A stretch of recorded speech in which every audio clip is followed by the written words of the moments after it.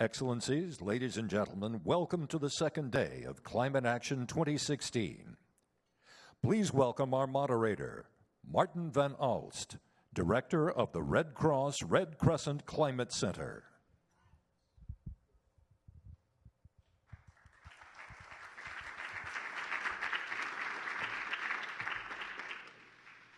Good morning. It's great to be here, and it was great to be here yesterday with all that energy on climate action. And I'm very pleased we're starting the second day with one of the two key building stones of that climate action. We've been talking a lot about energy transitions and about greenhouse gas mitigation. But clearly, that's going to get us out of trouble for the disasters that could await us the second half of the century. It's critical we also work on what is facing us today and what will continue to face us despite our best efforts on mitigation in the coming decades. And that's the resilience topic that we'll address in the coming hour. And I'm very honored to be joined by an amazing set of leaders in that agenda. So let me welcome to the stage, first of all, Michel Rentennar, the Special Envoy for Climate Change for the Kingdom of the Netherlands.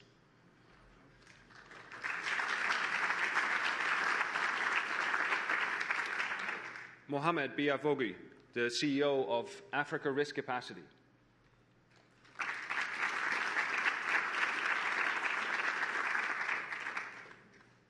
Michael Berkowitz, the CEO of 100 Resilient Cities.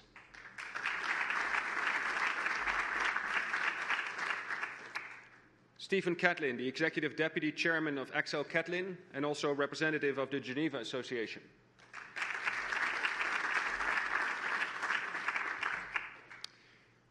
So I mentioned already, resilience is one of the two cornerstones of the climate action that we need to fulfill what we've all committed to in the Paris Agreement and what we all know is needed in the world in general. Resilience is often framed as one of those things that gets us out of all the catastrophes that have been used to frame the need for climate action. But it's also really an opportunity. Just like there are opportunities on the energy side, there are opportunities on the resilience side. And it's not by coincidence that resilience is not just a commitment we made in Paris toward the climate agreement, but it's also probably the most cross-cutting feature in all of the global agreements that we reached last year. Starting, of course, with an agreement where resilience is probably the most central, the Sendai Agreement, the framework on disaster risk reduction for the coming years. And then, of course, Financing for Development spoke about resilience, but more centrally even in the Sustainable Development Goals that the world agreed in September. Resilience is all over. And it's not by coincidence that it then came back in the Paris Agreement, because all those issues are so intertwined. So resilience is not just dealing with the negative consequences. It's an opportunity to do development better and to achieve the goals that we all aspire to. And it's not just a matter of financial transfers from those that have caused a problem to those that are suffering from a problem. It's also about doing things smarter. So how do we best use those additional resources that are needed to get to the transformational change that we want? And in fact, that should then get us out of the sort of troubles that we'll be discussing at yet another global summit in just a few weeks' time in Istanbul, the World Humanitarian Summit, which shows us what happens if we do not manage these issues correctly. And it's not by coincidence, again, that summit will be addressing the issue of resilience as one of the ways of preventing us having to mop up after the fact through humanitarian action. Now, what does that resilience mean in practice?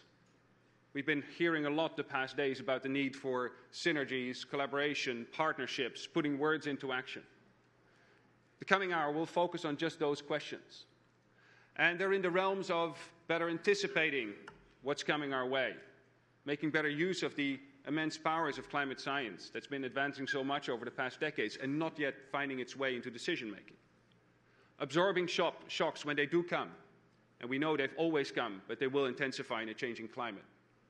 But also reshaping development path for a more prosperous future. And many initiatives are addressing many pieces of that puzzle. And we had an exciting smorgasbord of initiatives in Paris in that fascinating Climate Action Week that brought so many of us together already. And it's great to see that energy sustained here. I'll mention only a few. There was the French government's led cruise initiative to supply early warning systems in so many countries that don't have that yet. There was actually the Africa Risk Capacity's Extreme Climate Facility, a key commitment to better managing and absorbing risk in Africa. The G7 committed to its Insure Resilience Initiative to provide insurance across so many countries that don't have it now.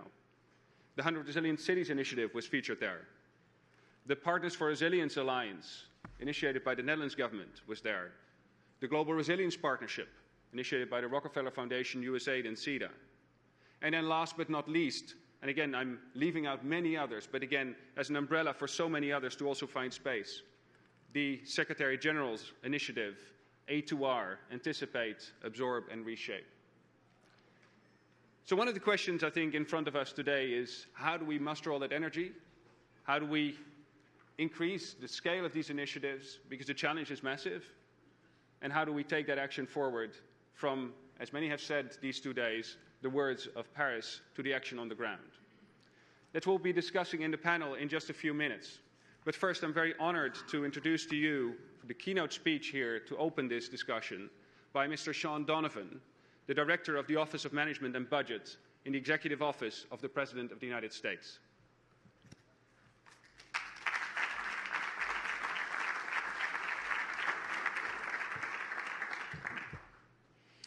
Good morning. I'm honored to be part of this momentous occasion. It is good to be together again. In Paris, we mobilized with the recognition that each ton of CO2 matters, not whose smokestack is implicated. We succeed or fail together. And this morning, we gather to reaffirm that mitigation of emissions is not the only shared challenge. Adapting to the impacts of climate change also demands collective action. Resilience starts at home. It's the place where the impacts of climate change can be felt most poignantly and personally. As a native New Yorker, I felt it with Hurricane Sandy. The billions of dollars in damage were an important metric to me as budget director, but the power of the storm registered more vividly in the familiar and suddenly lost. The neighbors who lost their homes, the friends who lost their businesses, the colleague who lost his daughter. Having felt the fury of the storm, I know the urgency of what comes next, not just recovery, but rebuilding stronger.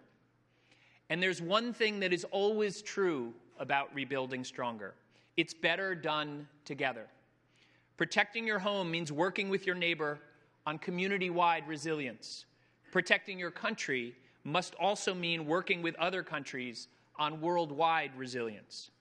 Shoulder to shoulder, side by side, block by block, that's the attitude deeply embedded in the Obama administration's approach to this work. Part of that approach comes from the recognition that communicating about climate change, marshaling public support for climate action, both mitigation and adaptation, is more impactful when the risk is clearer and nearer to home. In fact, this may be familiar to many of you around the world. In the US, when President Obama came into office, too many of those working on mitigation felt that focusing on adaptation was putting up the white flag, was surrendering to the fact that we couldn't do anything about changing our course. The president understood exactly the opposite, that until the American people saw the impacts in their own lives, in their own communities, understood them, understood that climate change is not some abstract future. It's here, it's now, it's today. People would not begin to act. And we've seen a fundamental transformation of the views of Americans about climate change. And in many ways, that's because we brought mitigation and adaptation together, not kept them in opposition. Perhaps it's part of being a community organizer that the president understood. But part of that Obama approach to resilience also requires breaking down the silos within government and makes it easier to partner with the private sector and local governments. Together, we can better define the risks posed by climate change, find these risks, and design with these risks in mind. It's not an academic exercise. It's a leadership imperative. On behalf of President Obama, I carried this approach and work forward in the wake of Hurricane Sandy. We comprehensively studied the coastline. We exhaustively designed for sea level rise. We creatively deployed natural infrastructure and breakthrough technology. And now we're scaling those approaches for the nation. Over the last year, we've advanced new standards to boost flood risk management nationwide, supported coastline communities from Alaska to Louisiana, heightened our planning and support capabilities to fight drought and wildfire. A few months ago, we awarded 13 states and communities across the country $1 billion to fund resilient infrastructure and housing through groundbreaking collaborative partnerships with the philanthropic and private sectors. And I particularly want to thank the Rockefeller Foundation for their leadership in that national disaster resilience competition. Just last week, we issued guidance to create a regular and rigorous review mechanism to assess climate risk and adaptation efforts across all federal government agencies. And today, we're deploying a new cohort of Resilience AmeriCorps to serve shoulder to shoulder with U.S. communities in supporting their capacity building efforts. In all of this work, we've partnered with philanthropists and NGOs, investors and entrepreneurs, innovators and engineers. Even though adaptation and resilience starts at home, the costs of inaction can stretch beyond borders. And so we must work together to protect and cherish what Pope Francis so eloquently calls our common home. One country's failure to adapt undermines the security and economies of all others. What we do anywhere on adaptation matters everywhere. We know what happens where we live impacts you. When the surging seas storm onto Wall Street, that stifles commerce globally. When infrastructure buckles, U.S. airports or seaports shut down, we all get stuck. And what happens where you live impacts us. When a heat wave hit Russia in 2010, damaging crops, the whole world saw a doubling of wheat prices, threatening food security. Price shocks to stable crops don't just threaten food security, they can contribute to political unrest. In Syria, drought contributed to mass migration and urban unrest. That's why I'm proud that the United States has committed to contributing $3 billion to the Green Climate Fund, starting this year. That's why the United States is leveraging its unique scientific and technological capabilities, from climate data to early warning systems, to help vulnerable nations better prepare for the weather-related disasters and better plan for long-term threats like steadily rising seas.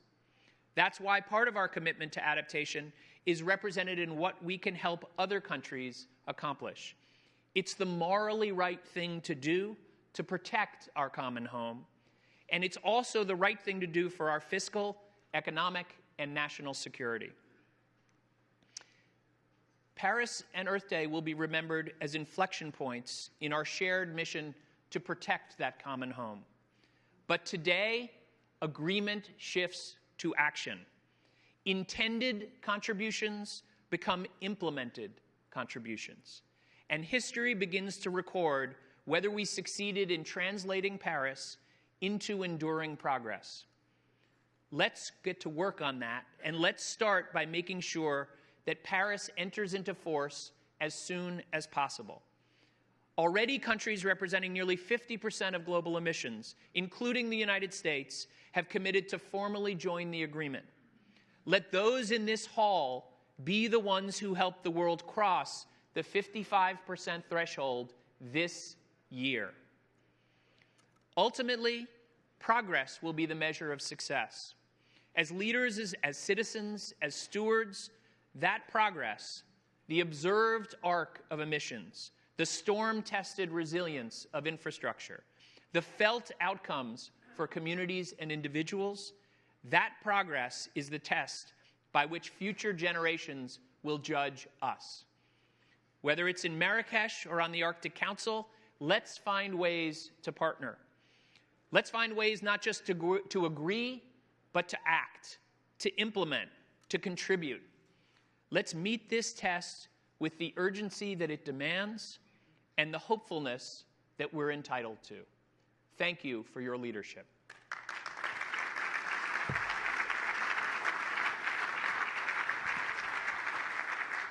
Thank you very much. Wow, that was a fantastic summing up of everything that this agenda is about. And I think also a reminder that this is not just an agenda about, again, the responsibilities of those in the north for those in the south. It's an agenda that confronts us all, where there are direct impacts on everyone in the world, and our risks are also so intertwined now that we all face these risks together. And there is a shared responsibility for adaptation, just like there is for mitigation. Michel Rentennar, you were one of the people at the heart of the negotiations, not just in those 2 weeks in Paris, but in the many years running up to it.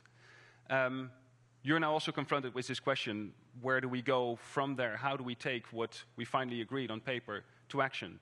How do you see this transition, and what is your government currently doing, and what can we expect, say, by Marrakesh?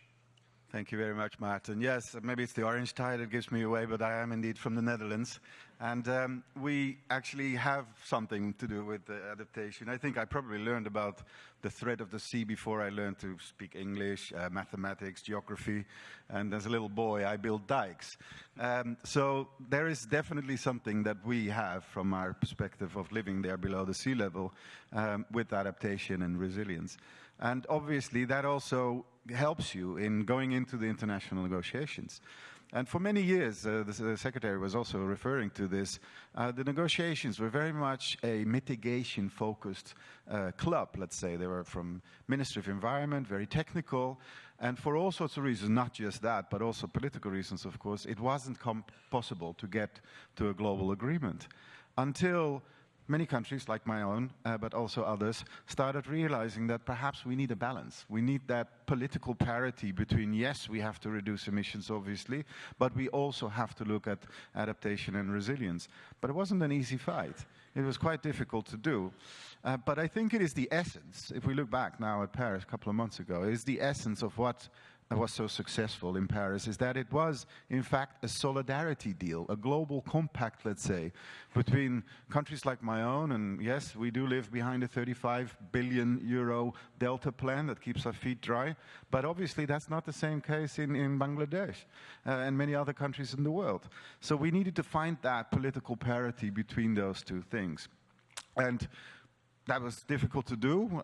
As you said, it's not just the 2 last weeks of Paris that made that do. It means traveling all over the world and really beginning to understand what is it that you need in those countries. And not just cleaning up the mess after something has gone wrong, but how can you prepare yourself better for this? And we have much to offer, of course. Many funny things, just as an anecdotal kind. In Rotterdam, we start building our parking garages in such a way that when the flood actually would come, which we hope it doesn't, but when it does, they actually flood the parking garages and not the places where we live. Now that might sound bad for a car owner, but it's actually a pretty good way of dealing with it. We started sort of in a way a concept of not just fighting the sea, but living with it and building with nature. Another example, for instance, is called the sand motor or the sand engine. Living so low below the sea, we have to have sand suppletion every 5 years. It's very costly and enormously complicated to do. And we thought perhaps it's possible to make one big blob of sand, let's say, at the beginning of our coast, and let the currents do the rest. And indeed, that sand is now circulating along the coast. Obviously, it's not that big, our country, but still this is possible. And it has huge advantages. Science is learning from this. Economy, it's much cheaper to do it like this. It actually has tourism effects as well. And of course, most importantly, we have adapted, we have increased our resilience in this way. And it's those kind of things that we can offer to the world. And this is where negotiations and actual real world, if I could say it like that, actually come beautifully together. We've managed, I think, to open up the international climate negotiations that were monopolized for a long time by very technical people that did a great job. But what we needed was a second constituency, a third one, and a fourth. The second one was, of course, the ones who understood that this was a diplomatic deal as well, so that we needed to have that political parity, as I said before. The third constituency also very much is those that actually have to implement it. No, those people might be back home, the ones who actually understand how adaptation and resilience works, how you can build dikes, how you can live with nature, and also how you can actually sell that and make it into a business case even. And the fourth constituency, and that is actually why we're here today, is of course the rest of the world, what we call non-state actors or non-party stakeholders into the negotiations. And we managed to open the doors. I remember even a few months before Lima, the COP before Paris, there were many countries that were saying, what do we need those people for? I said, well, you actually might want to talk to the real world. They are real people about real problems and real solutions. And that wasn't obvious at all. There were many countries that were really focused on keeping this an intergovernmental deal. And I'm very happy that we succeeded, opened the doors, and as you saw in Paris, we basically had two parallel COPs. There was the COP that got the agreement, it's there, that's good, well done. But there was also the Lima-Paris Action Agenda with hundreds, in fact thousands, of initiatives, coalitions, ideas, etc. And a lot of those were on adaptation and resilience. Great. So if I may push you a little further, what can we expect from you in the context of that agenda? What are your actions going forward? Quite a lot. In terms of the negotiations, obviously that piece of text is just a starting point.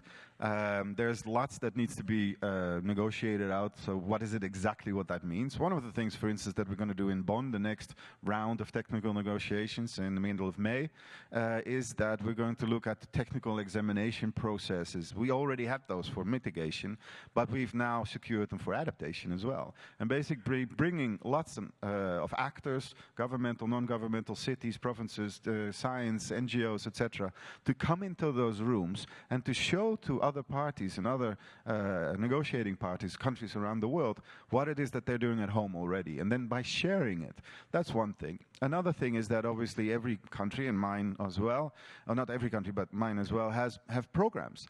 Partners for Resilience is an example. We try to actually support NGOs in different countries around the world, selected countries, to have that same dialogue that we have back home, where it's not just the government trying to do adaptation and resilience, but it's actually that dialogue with the partners of private sector, cities, NGOs, etc., that is so crucial in getting the best changes into your investment plans, into your whole planning process, and how to integrate really adaptation and resilience from the start, and not just at the end, as the Secretary was saying, when you have to basically mop up the mess. Excellent. Thank you very much. Going to Africa risk capacity, I think you know a bit about influencing investments and dealing with shocks.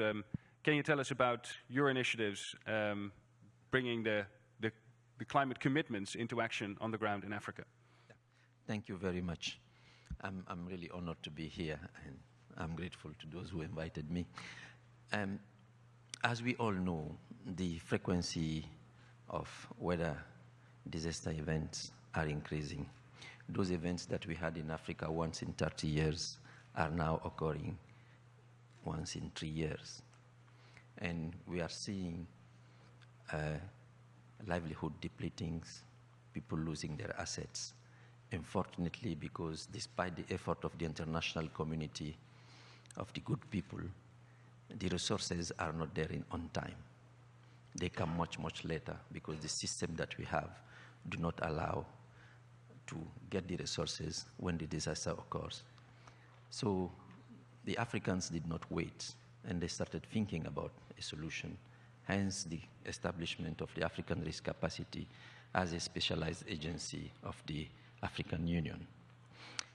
It is a very interesting model, and unique in its sense that it combines ODA resources, government-owned budget, and the financial market through private international insurance companies and reinsurance.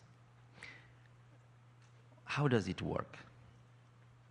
Well, so far, when a disaster occurs, as you all know, we go for appeals, and it takes time before you get the resources to the suffering populations.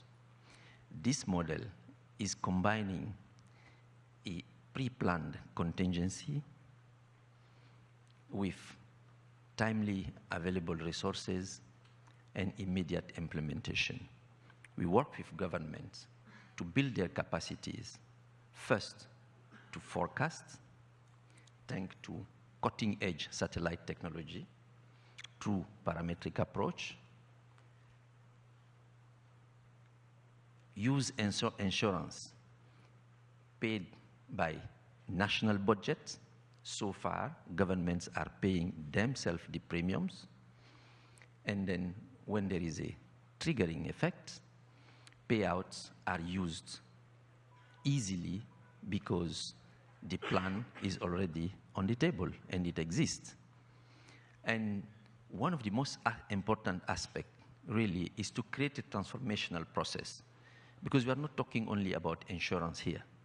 We are talking about the capacities of the countries to plan, manage, and finance disaster risks.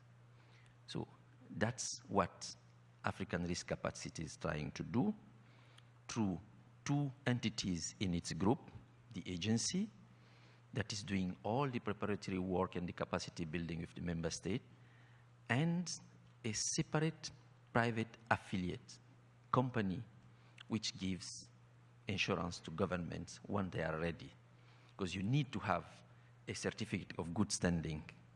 That means you have a credible, transparent, acceptable plan to be insured. We are continuing. Today we have 32 member states that have signed off, and we have a growth plan. We have an objective for 2020 in line with the G7 Ensure Resilience. We have concluded after some reviews that we could contribute to ensure additional 150 million Africans by 2020 in at least 30 countries with a coverage of $1.5 to $2 billion. Excellent. That's concrete, and that's taking resilience to scale for sure, including, and I think that's really interesting here, changing the incentive structure to better manage risk by actually translating the level of risk you currently face to what you need to pay from your own budgets as a government into this insurance premium. So it both deals with the shock. It also helps governments better anticipate and actually rewards them if they reduce risks by lowering their premiums. So a very, very interesting model. Going from the national to the city scale, I've spoken to many mayors, and I was very happy to see them all in Paris, but they showed quite a bit of impatience with the whole political process. I think they're generally much more the doers that want to take things to action. I'm sure you've got many examples to share on how the action is getting very concrete at that level. Yeah. So, maybe just a couple of words in terms of level setting. As we've talked about, at 100 resilient cities, we're the Rockefeller Foundation's $164 million commitment to build urban resilience worldwide. And as you point out, start first with the cities. And we define, take a very, very broad view of what resilience is. And very simply, it's the ability of a city to survive disaster. But it's not just the sudden disasters, the shocks that we've been talking about, the earthquake, the hurricane, tornado, flooding, terrorism. It's also the slow burn disaster, what we call chronic stresses, long-term food, water, and energy shortage, very high levels of crime and violence like we've seen in Latin American cities over a decade or two. You could look at it as changing macroeconomic conditions. Think about the one city in this country that's almost been wiped off the map. It's Detroit, due in part to its over-reliance on a single industry that's become less competitive. So looking at that very broadly, and then when we think about what resilient cities do, what enables the cities to survive those threats, it's good public safety, public health, emergency response, of course. But it's also cohesive communities where neighbors check on neighbors. It's the fair and equitable provision of law, order, and justice, low levels of corruption. It's good infrastructure, both the built environment but also the natural environment. Think of eroding coastlines, deforested hills that lead to landslides, and so on. And it's strong stakeholders at the table and an integrated planning process. All of those things help cities survive and thrive in the face of potential disasters. And so when you when you think about it in that way, then you see the inextricable link between what we're talking about on the climate mitigation side and the adaptation side. So think about, to give you a very concrete example from one of my cities, it's the realization that New Orleans' risk to climate change is not just based on the warmth of the Gulf of Mexico and the strength of the storms and the fact that the city is 6 feet or more below sea level. Those are all important. But New Orleans' risk is also related to the fact that when Katrina hit, it had massive impoverished communities. It had poor transportation at the time, and this has changed. It had a corrupt leadership that wasn't functional. All of those things contributed and continue to contribute to New Orleans and other cities around the world risk to climate change. And we should see those as linked. And so that's on the risk side. But when you move to the opportunity side, there are some really powerful examples of the way cities are and can continue to see the linkage between these two. And I'll give you one example. Paris, when it applied to our program in 2014, had a very environmental agenda. Madame Le Maire is known. She was here yesterday as a strong environmental leader. And they wanted to talk about flooding of the River Seine, heat island effects, air pollution. And then 2015 happened. And you had the attacks of Charlie Hebdo, you had the tragic attacks of November 13th, and you have an immigration and migrant crisis in Europe. And all of a sudden there's a need to talk about what it means to be Parisian, French, European, and inclusive cities.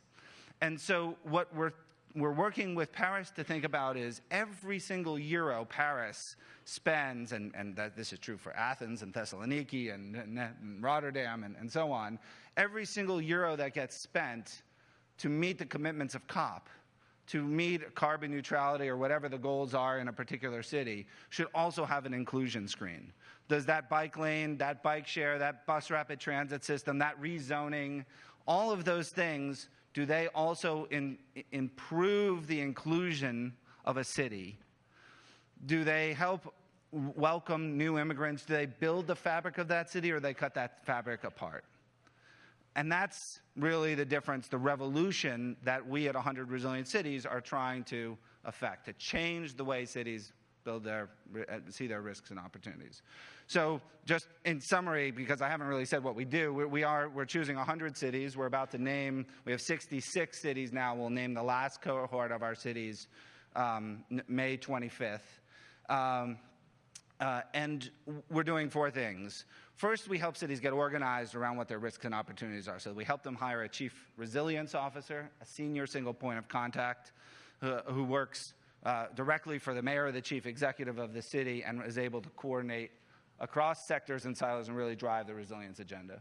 Second is that we help them put together a resilience strategy to outline what their risks and opportunities are. And that has a very powerful catalyzing effect for resources. Once cities have this senior point of contact and have outlined what their priorities are, we crowd in best practice resources and other technical assistance and funding through a platform of partners in the private sector, NGOs, academic sector, and we put them together in a peer-to-peer network, the cities together in a peer-to-peer network, so they can scale best practice, learn from each other, support each other. And all of that working with 100 cities around the world in order to catalyze revolution in the 10,000 cities, to fundamentally change the way cities view their risks and opportunities. Thanks very much. And it's interesting to hear both these institutional and governance dimensions to this, to stimulate the attention to risk across all aspects of planning, as well as these notions of fabric of society and really thinking about how everyone gets involved in these discussions. And you think about that inclusiveness as a core component of your planning, a very important dimension to these discussions. So thank you for that. Going to the other, in a way, harder side of this discussion, the insurance industry. Now, you've been in the business of resilience, or in fact dealing with the lack of resilience, for a very long time. And maybe to put it bluntly, we're talking a lot about a price on carbon these days. Should we have a price on risk everywhere? Yes. The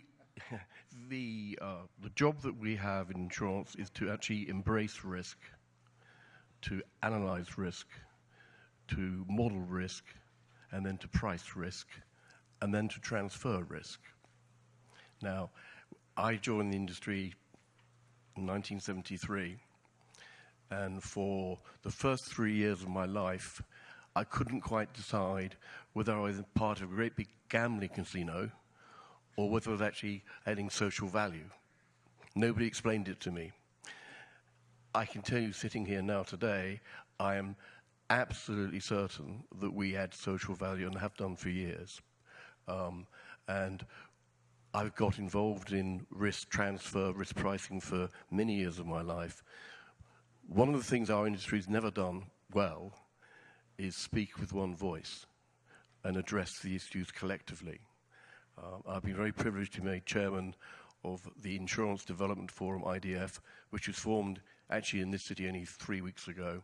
And it's the first on two points.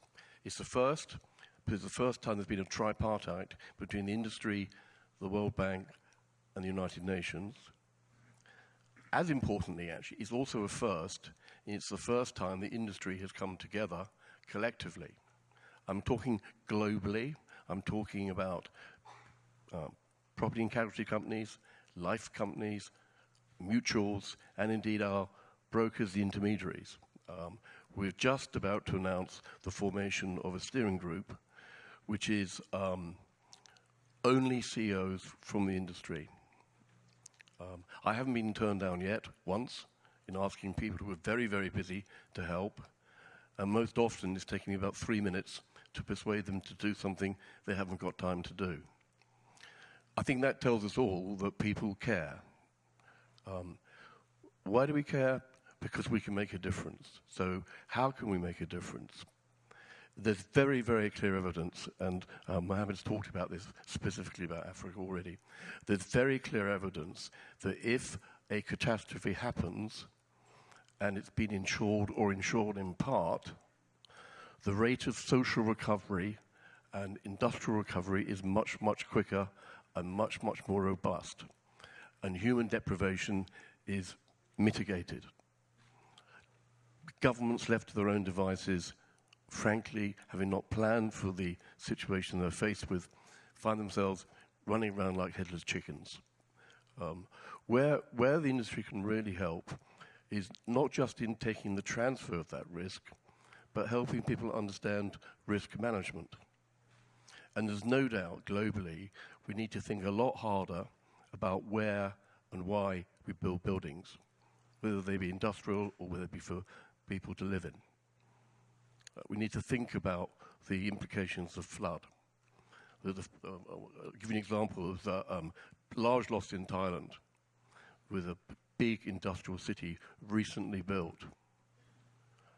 And I have to question, why did they build it there? Because they built it in a floodplain. And that was a 1 in 50 year event that happened 1 in 50 years. And the whole thing got razed to the ground. We need to collectively think and act responsibly about where we build, how we build, and we need to think about, okay, we've got climate change coming through. That means these catastrophe risks are happening more frequently. They are often more severe in terms of cost, but the economic value has gone up. How do we plan accordingly? And how do we pre-fund and react proactively rather than post-fund and just think, oh my God, what are we going to do next? That's what we're trying to do. Excellent, thank you. And thank you for your personal leadership, because I know it takes a person that can actually make those calls to get those 3 minutes with those CEOs. And I think it's really your leadership also that brings these things together. That brings me in a few final seconds. So of the order of 10 seconds, if I may challenge you, we're now seeing all this impetus. We're also all saying that this is stuff that would have made sense all along. So it hasn't happened. So apparently there are obstacles that we need to remove. What do you feel is the most important impediment, and what is the most important thing we can do to remove that, to make the quickest progress in the years ahead? From where I sit as a negotiator, it's basically trying to prevent the rollback. We've had lots and lots of self-congratulatory messages saying, great, Paris was a fantastic success, but the louder we scream that we won, some others might feel that they lost. And this is not over yet. I mean, there are huge differences in interest between countries around the world, so my first task for the next few months is to try to prevent that and work diplomatically behind the scenes to basically sustain the balance or the compromise, let's say, that we made in Paris. The second thing is that I really need to do is to make sure that what we wrote on paper in terms of the involvement of non-state actors like yourselves is actually going to happen. And it needs to be repeated again at the COP in Marrakesh at the end of the year. My vision actually is that COP thing, whatever we're going to call it, Lima Paris Action Agenda, high-level event, Action Climate Summit, it doesn't matter what we call it, but it should be like the release of the next iPhone every time. There's a line around the corner, and basically the world is going to look, this is the market where all the new ideas, the new coalitions, the new stuff is going to be presented, and those who have it want to be there to present it, and those who don't have it yet would come to see it. That was my idea. Excellent. So we'll see you all there, for sure. Other quick remarks? Well, we are at the stage of priming the pump. What we are doing is just a drop in the bucket. We need to scale up very quickly. Institutions like Rockefeller Foundation started investing, and others followed. Countries like Germany, UK, Swiss, etc., supported. I think what we need to move is to move from disaster management to risk management. Excellent. That's an excellent summary. Final word from you? Well, I think one of the big things in terms of resilience is figuring out how to price resilience, how to incentivize capital in the right ways. And it's not, there's a difference between resilient infrastructure, in other words, the bridge that doesn't fall down in the flood, and infrastructure that promotes resilience in the city, that brings the fabric of the city together. Those are two different things, and pricing the latter is actually really hard.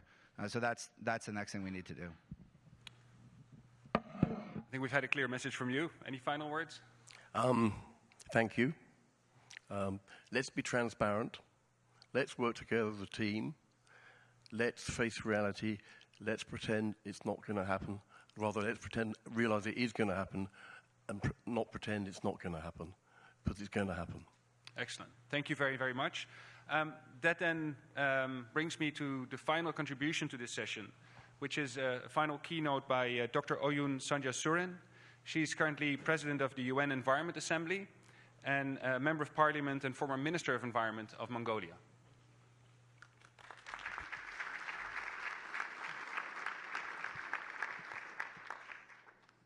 Thank you. It is indeed a great pleasure to be with all of you here in this hall and indeed on this panel as well. We all know that the year 2015 was a momentous year of agreements, but we all say, and everybody agrees, that the work has only just begun. We gathered here today to discuss how to take action. We have heard a variety of perspectives on the importance of building resilience. Indeed, I think that resilience is a uniting force.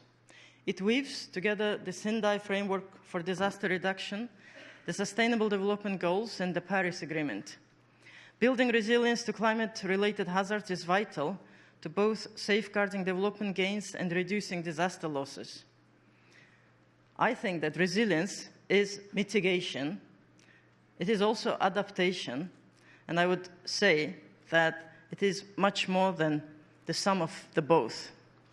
The Intergovernmental Panel on Climate Change has estimated that between 1980 and 2004, the total cost of extreme weather events came to $1.4 trillion, of which just 1/4 was insured. As the Secretary General stated last December in Paris, investment in climate resilience can save 23,000 lives a year. It can avoid up to $2 billion a year in asset losses and generate up to $30 billion in increased productivity. Resilience and adapting to climate change is not an abstract concept. I come from Mongolia, Some of you may have visited Mongolia. We have a very beautiful nature, and to a large extent, it's still very pristine. A study conducted by German Watch in 2014 ranked my country, Mongolia, the 8th most vulnerable country to direct economic losses from climate and weather-related events. 1/4 of the population in Mongolia are still semi-nomadic herders, and they are very directly dependent on pastures. This vulnerability results from a unique geography, climate, as well as from socioeconomic conditions. And of course, our nomadic way of life is particularly sensitive to climate extremes. One of the natural disasters we experience is called dzud, and that's when we have very dry, hot summers, followed by very cold winters, a heavy snowfall. So pastures that are already made scarce by drought are suddenly inaccessible due to snow, and it's very cold. So that decimates livestock. And that's a disaster for a country in which, as I said, 1/4 of the population are still semi-nomadic herders. The most recent one, 2010 dzud, affected 217,000 households, and the population of Mongolia is only 3 million. And almost 1/5 of the country's livestock perished. In past, we used to experience these dzud natural disasters about maybe once every 10 years, 12 years, but now the frequency is shorter and the frequency is closer. And that's because we think of climate change. Mongolia is a country that warmed up 3 times more intensely compared to the global average. So since 1940s, when measurements started in Mongolia warmed up by 2.14 degrees Celsius. And of course, that affects our very fragile pastures. There is more desertification, glaciers are melting. 40% of all the glaciers have melted since 1940s. And of course, this drier climate is directly affecting our herders. We haven't actually sat idle and kept complaining, saying we didn't contribute too much to the climate change, but we are being disproportionately affected. We have been very proactive. Mongolia adopted Green Development Strategy 3 years ago. More recently, in February, we also adopted a new Sustainable Development Strategy for Mongolia. Already 20% of our territory, almost 20% of Mongolia's territory is natural parks and protected areas. We also have done major inventory of our forests. We're starting RED Plus program together with UNDP. Although we have plenty of brown and coking coal, and it's the simplest and cheapest way to produce energy, we're deliberately encouraging renewable energy. We're building wind farms, and more recently with CIF, Climate Investment Funds, we will be building more renewable energy projects in Western Mongolia. And we're also studying intensely our pastures, the changes to climate, and trying to bring solutions to these problems. And when we look for the solutions, we're looking for new progressive technologies, clean technologies, but we're also looking back to our traditional knowledge. And 20 years of research, not only in Mongolia, but around the world, showed that indeed the traditional pastoralism has shown to be as one of the most sustainable food systems on the planet and can be a vital tool for large-scale conservation and ecosystems management. So I feel that when we think of resilience, we have to complement and combine both the modern technologies with traditional resilient knowledge, how to cope with the disasters. We need to also combine with ecosystem-based adaptation models, with nature solutions and natural resilience. Today we have discussed a variety of tools that could be used to help build resilience, from government action to social protections to insurance products. It's been a very interesting discussion. And I would like to point out one thing, and that is Secretary General's very important initiative called A2R. And it was mentioned earlier, and you may have, you already probably know that this A2R initiative was launched by Secretary General in Paris in December. It is Anticipate, Absorb, Reshape. UNEP, United Nations Environment Programme, together with FAO, is being active in supporting and serving as a secretariat. So it focuses on strengthening 3 capacities that are critical to resilience. 1, the ability to anticipate change. 2nd, the ability to absorb shocks. And the 3rd is the ability to reshape development pathways. The starting point of the Secretary General's Resilience Initiative is that we know the solutions that exist: early warning systems, forecast-based finance, insurance products and social protection, ecosystem-based adaptation, among others that we discussed today. The initiative offers a viable platform to move forward and achieve results across different initiatives. It is exciting that 5 months after COP20, the UN system is already taking many actions on the Paris Agreement. And I would like to invite you to join us in the A2R initiative. I also would like to invite you all to join me in continuing discussions at the upcoming very important event, which will take place in Nairobi at the end of May, and that's United Nations Environment Assembly. That's where all the environment ministers of the world gather, but it's not only government and ministers, it's also major groups and stakeholders, scientists, private sector, international organizations. So far we received 1,500 people applying, and that's where we will be discussing very important topics like mobilizing resources for sustainable development, healthy planet for healthy people. And in my capacity of president of this assembly, which is governing body of UNEP, I would like all of you to join us to continue to come up with the solutions and action. We've heard Vice President Al Gore yesterday, and I've heard that at one point he said, political will to act is a renewable resource, which means that it can be a never-ending resource if we use them correctly. So we want a resilient future where all people, communities have the means to survive, adapt, and thrive. We must ensure that we have the political will, but also public support, of course, to deliver on our commitments. This is our challenge for this year and for the years to come. Thank you very much for your attention.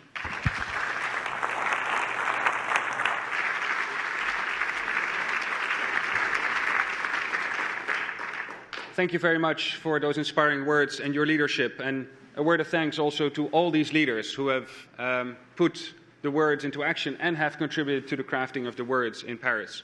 I also want to thank the Executive Office of the Secretary General of the United Nations and the Rockefeller Foundation, who have been leaders themselves in pushing this agenda and in putting this session together. So as a quick summing up, resilience cuts across all of the global goals we've set ourselves the past year. And we need a balanced approach between what we do on mitigation in the climate action agenda and what we do on resilience. And that does require a step up in our level of ambition. We're seeing many of these initiatives, and we can be more effective if we work together. And that's across all levels. It was interesting to see how the examples came up already from Shaun Donovan's speech, that this actually starts by talking to your neighbors. It's about the fabric of society. It's about getting everyone's voices heard, inclusion. But it's also about institutions, about chief resilience officers. It's ensuring everything gets integrated in all planning, and we're clear on risk and what it costs us if we don't address it. We're transparent. And in the end, we put a price on risk, just like we put a price on carbon. And it's clear that there's much to offer, not just from the states that have signed the agreement, but from the private sector, from local government, from civil society. It was inspiring to hear those many examples. I'm sure we can all take that forward. I do look forward to meeting again in Marrakesh, like you suggested, and hearing about the progress on all of those fronts. For now, let's give another round of applause to the excellent panel and the two wonderful keynote speakers.